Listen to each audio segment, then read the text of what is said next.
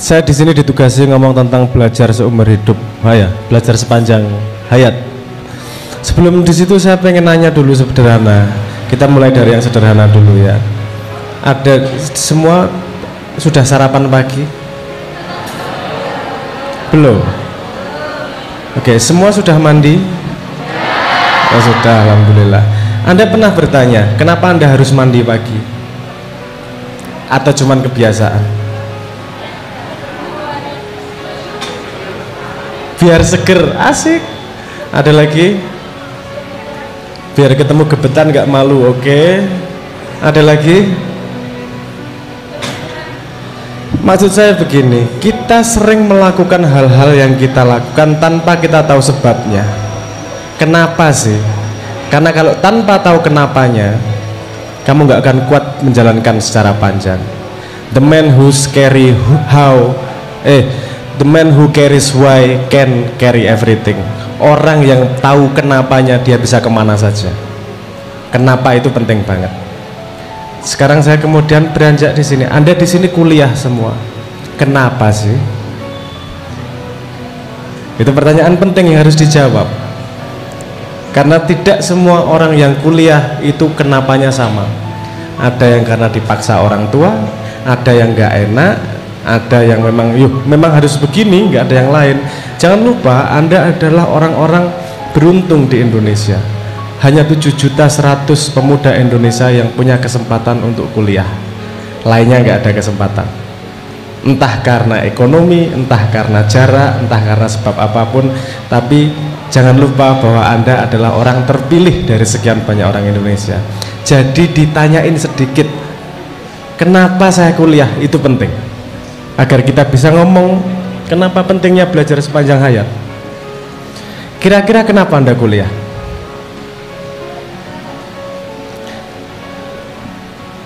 Anda sudah kuliah loh ini. Dulu kalau di SMA lembar jawab ada pertanyaan tuh jawabannya satu. Itu yang merusak mindset. Karena pada semua pertanyaan di dunia jawabannya lebih dari satu. Itu sumber inovasi. Menjawab masalah yang sama dengan cara yang berbeda, itu inovasi. Kita dulu SMA ke bawah dilatih satu pertanyaan satu jawaban, itu yang rusak. Oke, yang harus dipecah lagi salah satunya adalah dulu kita kalau kerjasama nggak boleh, padahal di dunia pekerjaan, di dunia nyata kita harus kerjasama. Anda pernah kalau mau ujian kerjasama? Jawabannya nomor berapa ya? Gitu. Dimarahin, betul nggak? Padahal kalau di ruang kerja Anda perlu nggak kolaborasi? Berarti penting yang namanya kolaborasi. Oke, kolaborasi penting, bukan urusan contek-contekan ya, tapi tahu maksud saya ya. Jangan terhalangi dengan kolaborasi. Nomor 2, semua jawaban terhadap masalah itu banyak. Nggak cuma ada satu jawaban terhadap masalah. Nggak kayak di SD, nggak kayak di SMP, nggak kayak di SMA. Itu sumber inovasi. Tesla sama Toyota sama-sama bikin pesawat, sama-sama bikin mobil. Skywalk sama Boeing sama-sama bikin pesawat. LG sama Samsung sama-sama bikin TV. Inovasinya adalah bagaimana mereka memecahkan masalah yang sama dengan cara yang lebih efisien, cara lebih efektif. Di situ inovasi. Jadi kita mulai latihan yuk. Yuk jawab yuk. Nggak ada jawaban yang benar yang salah kok. Yang penting berani menjawab. Kira-kira kenapa kalian kuliah? Gak ada nilainya, ini kita kolaborasi aja, kolaborasi pikiran. Kenapa penting kayak gini? Saya pengen ngasih tahu nih. Karena satu-satunya cara berpikir adalah ketika Anda bisa berbicara. Kalau Anda cuma bayangin sendiri itu nggak berpikir itu. Berpikir adalah kemampuan mereformulasi simpleks menjadi kompleks. Kemampuan mereformulasi sesuatu untuk bisa disampaikan kepada orang lain. Itu namanya berpikir. Kenapa kita perlu berpikir? Agar kita tidak kecemplung lubang yang sama. Saya ngajak berpikir sederhana. Ada nggak yang berani ngasih jawaban? Kira-kira kenapa Anda kuliah? Sederhana loh ini. Angkat tangan. Angkat tangan. Teriak mas. Mencari relasi. Sip. Ada lagi?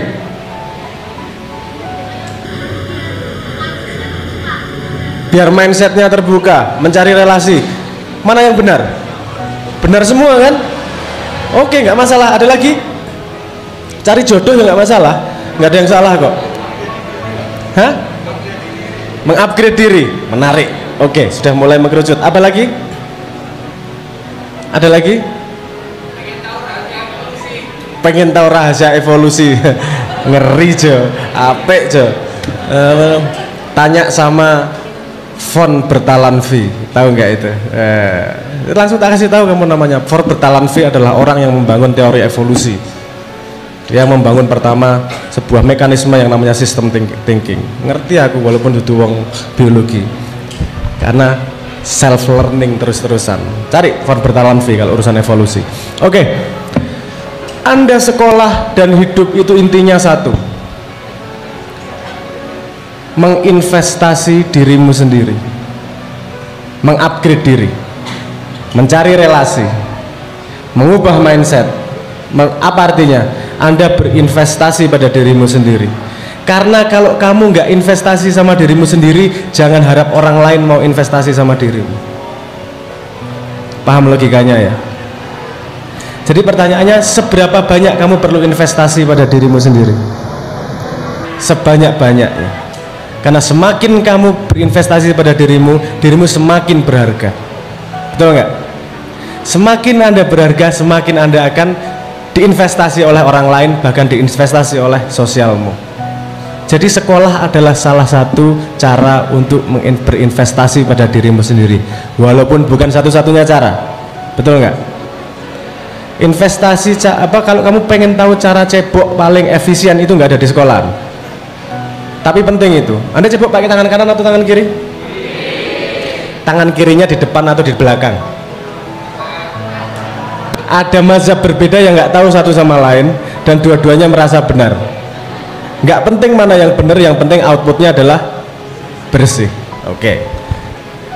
Nomor satu poinnya itu tadi. Penting untuk investasi pada dirimu sendiri. Kestabilan psikologi, kemampuan metakognitif, keilmuan itu sendiri, relasi, kemungkinan mindset, semua investasikan pada dirimu. Karena dirimu yang semakin banyak isinya akan semakin dihargai oleh masyarakat luas. Oke, nomor dua. Ketika Anda investasi, Anda punya modal dasar yang paling penting yang semuanya sama. Modal yang terbatas. Apa itu namanya? Waktu. Setiap orang modal waktunya sama atau enggak? 24 jam, betul enggak? Anda mau kaya, Anda mau miskin, Anda mau laki-laki, mau perempuan, mau jelek, mau ganteng, satu hari modalmu 24 jam. Orang yang bisa memanfaatkan modalnya untuk menginvestasi dirinya, dia akan paling dihargai dan dibutuhkan oleh lingkungannya. Entah itu bentuknya pekerjaan, entah itu bentuknya konsultan, entah itu bentuknya periset, apapun, tapi pasti Anda lebih dibutuhkan oleh masyarakat, oleh sekitar. Yang artinya pada sistem ekonomi modern yang disebut sebagai kapitalisme, kapitalisme tidak selalu buruk.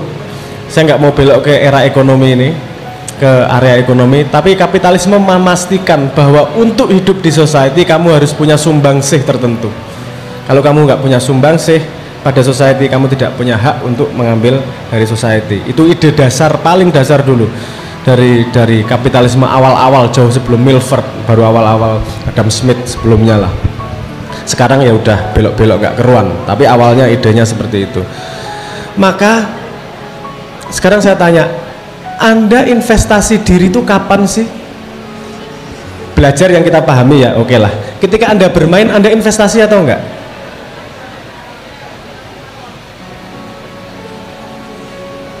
Anda investasi, lebih pinter main, betul nggak? Di sini ada pemain Dota. Oke. Sehari main Dota berapa jam, Mas?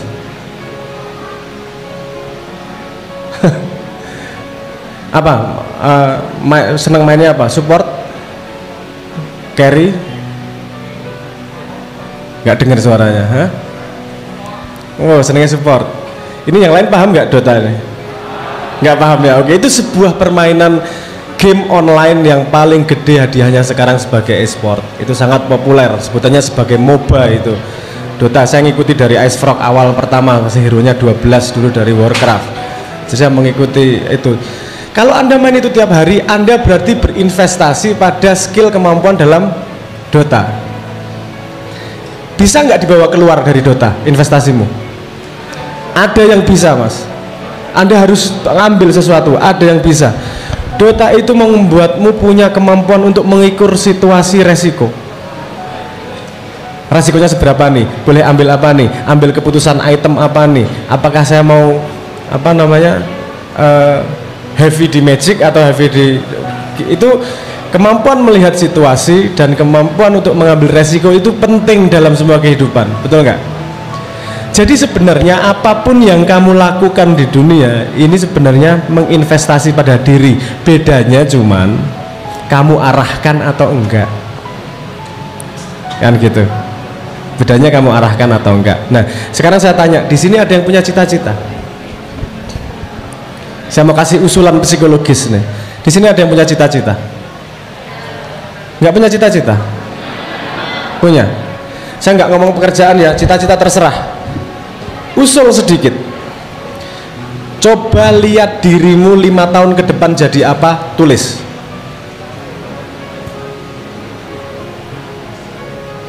Kamu 5 tahun jadi apa, tulis. Karena itu adalah tujuan, aiming ya. Manusia itu disebut sebagai aiming creature, yang berarti dia hanya bisa berjalan ketika ada tujuan. Kalau nggak ada tujuan, dia nggak bisa ngumpulin investasi yang jelas pada dirinya. Oke? 5 tahun kamu pengen jadi apa, tulis. Terus tulis berikutnya gini, kalau saya melakukan ini akan mendekatkan ke sana, saya melakukan ini mendekatkan ke sana, melakukan ini akan mendekatkan ke sana. Setelah itu selesai, tulis lagi, kalau saya tidak melakukan saya akan kemana, kalau saya tidak melakukan saya akan kemana. Itu artinya pemetaan. Kamu akan tahu apa yang diperlukan, yang diinvestasikan pada dirimu. Kamu ngelakuin istiqomah 5 tahun, aku berani yakin kamu jadi super power itu. Orang kamu bikin agenda untuk besok hari aja belum tentu istiqomah, iya nggak? Tapi Anda tetap perlu pura rencana. Kesalahannya adalah kita tidak menggunakan agenda dengan benar. Agenda itu bukan untuk tirani dirimu. Agenda itu buat temenmu. Nanti kapan-kapan kita ngomong lebih detail untuk urusan agenda.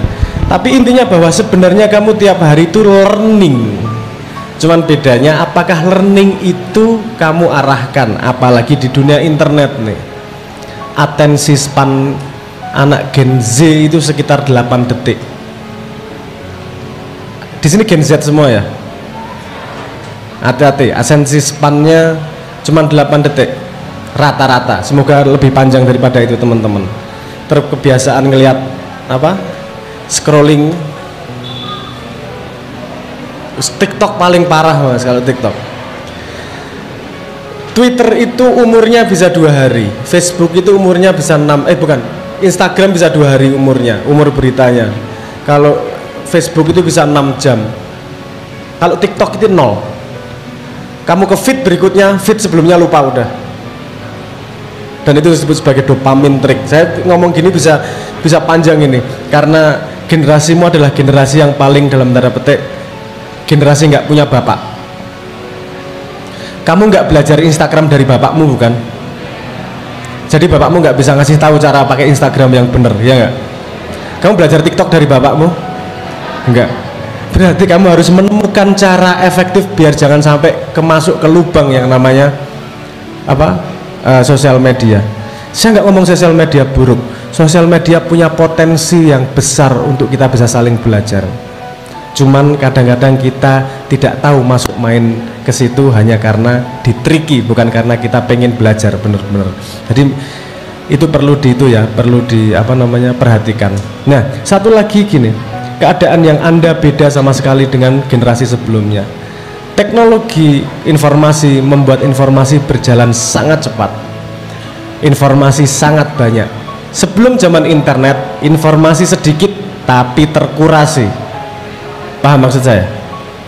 Kamu baca buku nggak khawatir, pasti benar karena terkurasi oleh editor. Sekarang di internet kamu baca berita Pasti bener atau enggak kira-kira? Mau saya kasih datanya? Menurut Microsoft Civility Index tahun 2021, 47% isi sosial media di Indonesia adalah hoax, misinformasi, disinformasi. 27% berisi ujaran kebencian. 13% berisi diskriminasi. Hanya sekitar ada 13%-an yang berisi beneran. Nah, harus pinter-pinter memfilter untuk bisa belajar lebih jauh. Karena anak-anak sekarang itu mau belajar apa aja bisa sebenarnya. YouTube itu tutorial buka pintu ada. Tutorial cara pakai caps lock ada. Tutorial cara minum air loh ada. Saya nggak membayangkan orang sebodoh apa butuh tutorial cara minum air. Tapi ada. Artinya informasi tersedia. Problemnya adalah kamu mau tumbuh atau tidak. Gitu ya. Nah, sekarang balik itu tadi. Kalau kamu sudah mau tumbuh, kamu mau investasi sebanyak-banyaknya terhadap dirimu, sekarang gimana biar efektif dengan waktu yang sedikit? Ini yang mendengarkan semoga menggali lebih lanjut. Dengan informasi yang banyak, ada fenomena yang bernama diminishing return of choice. Semakin banyak pilihan, semakin bingung kamu memilih. Kalau pilihannya cuma satu, kamu komplain. Kalau pilihannya 1000, kamu bingung. Yang terjadi adalah random. Manusia otaknya maksimal, standarnya dia hanya bisa diberi 6-9 pilihan, tergantung IQ-nya. Lebih dari itu pusing, mending ngawur. Makanya dengan segitu banyak informasi yang ada di internet, saya sangat-sangat mengusulkan Anda belajar metodologi untuk repositori ilmu agar belajar bisa dicicil. Kayak apa namanya, bukan belajar itu 3 jam, 4 jam baca buku bisa stres. Udah, kamu baca Twitter, oke, ada ilmu diambil. Ada Facebook, oh ada ilmu diambil. Baca YouTube, ada ilmu diambil. Baca buku 3 halaman, ada ilmu diambil. Diambil kemana nih? Pertanyaannya kan gitu. Anda dari SD sampai kuliah disuruh nyatet, Anda pernah ambil pelajaran cara mencatat? Anda tahu berapa teknik cara mencatat? Ada split view, ada color, ada kernel, teknik Cornell, ada Zettelkasten, bermacam-macam cara mencatat. Dan Anda pernah nggak belajar cara mencatat?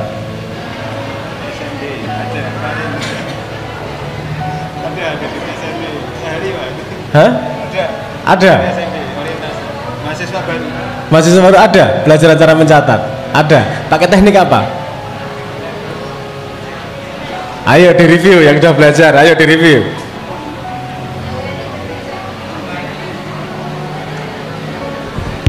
Oke, saya lanjutkan ya. Agar kita habis ini tektok ya. Habis ini kita tektok ya. Saya gelar di apa? Gelar ilmu di Prasmanan. Habis ini tektok mau yang di mana? Jangan memperlakukan mencatat sebagai arsip ilmu. Kalau arsip ilmu, catatanmu 1000, kamu bingung diapain udah. Satu buku full kamu sudah bingung. Buat catatan sebagai snapshot your mind. Nah, ini ada metodologinya ini. Sehingga tadi saya ngomong, untuk pinter kamu butuh thinking, untuk thinking kamu butuh conversation. Untuk conversation kamu bisa conversation dengan catatanmu, dengan tulisanmu. Salah satu contoh sederhana, di sini yang pakai Facebook lebih dari 2 tahun ada, hampir semua ya. Anda pernah lihat status Anda 2 tahun yang lalu? Anda berkomentar enggak? Gimana Anda melihat diri Anda sendiri?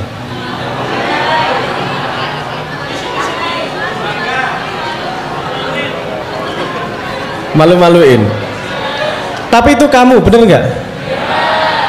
Kalau kamu sudah bisa menertawakan dirimu, berarti dirimu yang sekarang lebih dewasa daripada dirimu yang kemarin. Betul nggak? Kita sudah terbiasa nulis nih, nulis posting. Ini tinggal dikonversi sedikit, itu bisa menjadi repository knowledge-mu. Ada caranya, kapan-kapan nanti tak latihan, tak kasih pelatihan, agak panjang itu soalnya. Itu kalau mau riset lebih lanjut, nama metodenya adalah metode Zettelkasten. Itu metode paling efektif di dunia modern untuk repositori ilmu. Pernah dengar metode Zettelkasten? Coba cari. Itu metodologi yang dibangun oleh Niklas Luhmann tahun 1960.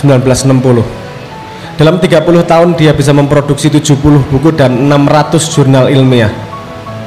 Artinya dalam setahun dia bikin 20 jurnal ilmiah.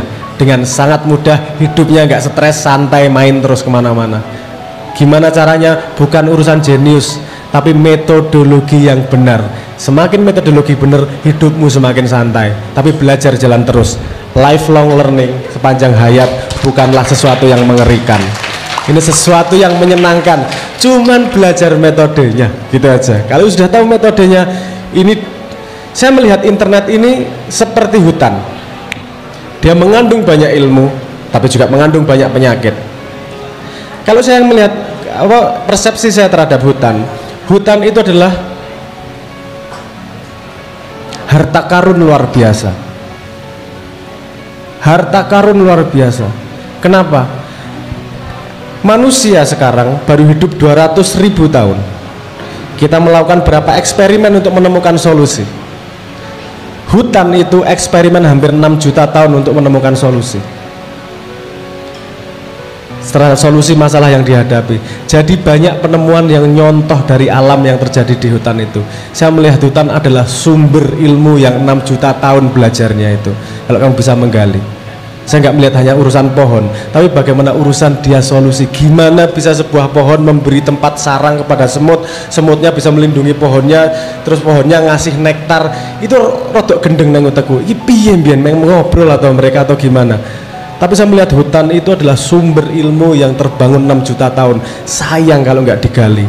Dan yang tahu itu adalah orang teman-teman dari kehutanan. Anda dekat sumbernya, Anda harus bisa menggali, mencari jawaban untuk masalah-masalah yang ada di dunia sekarang. Ayo digali tenanan gitu. Hutan itu, paham maksud saya ya? Ekosistemnya sudah berjalan 6 juta tahun. Dia pasti mencari solusi terbaik. Saya kasih contoh gini deh. Anda tahu network kereta bawah tanah di Tokyo? Itu membangunnya pakai fungi itu bangunnya pakai jamur itu. Gimana jalur terbaik ya? Dari beberapa titik ini jalur paling efektifnya gimana ya? Mau dihitung pakai matematika topologi, ada problem yang namanya gini. Kita heuristic answer. Kita tahu jawabannya cukup baik, tapi nggak tahu bahwa itu yang terbaik. Paham maksud saya?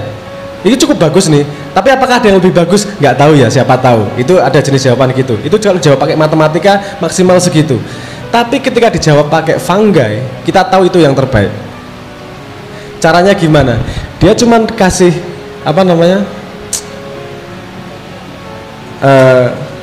stasiun keretanya itu dikasih makanan kecil tapi ya. Tapi geometrinya sama, kasih jamur ditaruhin situ, jereng. Dia membangun jaringan sendiri, terus kemudian membangun jalur tercepat untuk mendapatkan makanan tersebut. Tinggal nyontoh manusia sama alam, karena alam selalu menemukan cara paling efektif untuk memecahkan masalah. Dan contoh alam bekerja paling banyak di mana? Di hutan.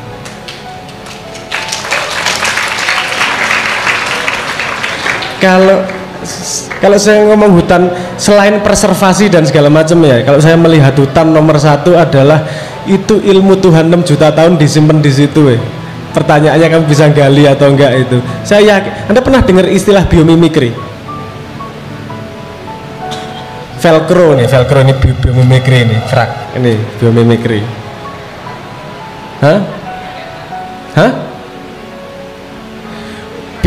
Ya, itu Velcro itu salah satu contoh dari biomimikri. Biomimikri adalah teknologi yang mencontoh alam. Bagaimana alam memecahkan masalah. Misalnya yang dipakai oleh Skunkworks F112 dari Skunkworks misalnya. Topologi sayapnya itu mengikuti sayapnya dari burung hantu. Karena burung hantu kalau malam-malam terbang itu nggak ada suaranya. Ini kalau nggak alam yang menemukan, dia harus percobaan berapa ribu tahun nggak akan ketemu tuh apa jalan keluarnya. Jadi manusia tinggal nyontoh. Paham maksud saya ya? Ini hutan ini contohnya banyak banget nih. Banyak yang teringat di kepala saya. Salah satunya ada kumbang yang di tengah padang pasir. Dia kalau malam sayapnya begini ngumpulin ngumpulin humidity. Apa bahasa Indonesia humidity? Kelembapan apa yang sangat sedikit air di udara, terus ditangkap oleh sayapnya, terus netes di mulutnya di padang pasir. Itu dibuat teknologi, kemudian teknologinya digantung di depan rumah gini, nanti netes air sendiri. Biomimikri luar biasa, dan itu adalah pintu-pintu inovasi masa depan. Jangan membayangkan bahwa hutan itu ngurusinnya hutan tok, ora. Bayangkan hutan itu adalah harta karun ilmu Tuhan yang siap dibuka oleh sampean. Gimana bukanya? Bangun, belajar diri terus panjang hayat. Tahu masalah yang dibutuhkan, kamu dekat sama sumber jawabannya. Pertanyaannya, berani nggak Anda melakukan itu?